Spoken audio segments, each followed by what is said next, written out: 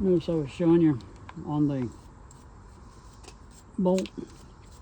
Notice the mark here and here that has the same image lined up, and this other one doesn't line up, which means that this one and this one are original. This one was after. Notice that these are almost lined up perfectly. Yeah. So when they function fired this, for their, they basically punched the receiver and the bolt, indicating that they were put in at the same time. So this is the original marks. The original bolt and receiver was at the same time. When they rebuilt it, they also test fired it again. Proof fired it. So that's been, bolts has been 2 proof fires. One that matches here and one that doesn't match here, which means that was the second one. Check timing. What we're doing is all of this stuff has a timing when it loads, and it times perfectly. If this block goes in to this point, not releasing,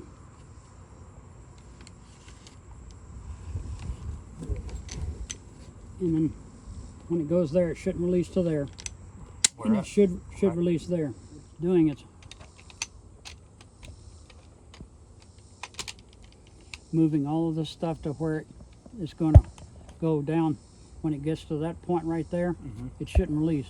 Between here and here, it should release. Okay. Notice that the op rod is being held in place until I get to that point, and it releases. Okay. That's timed properly. Because if you do, it goes flying. It'll hit you right in the kneecap. Put it all the way back to catches, because this is actually was released. So if I just barely move that, it would give me a Garand thumb. Drop it in place.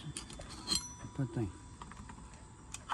It's got a World War II hammer spring guide. Do a functions check. Plays, and you can see when it. Push down. Locks in place.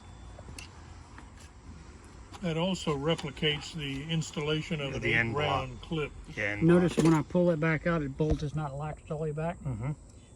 That's the time you get your thumb caught in there. Yeah. Now you can't. Hand back here. And push it in, and when the end block engages, basically this is going to push your hand out of the way. Okay.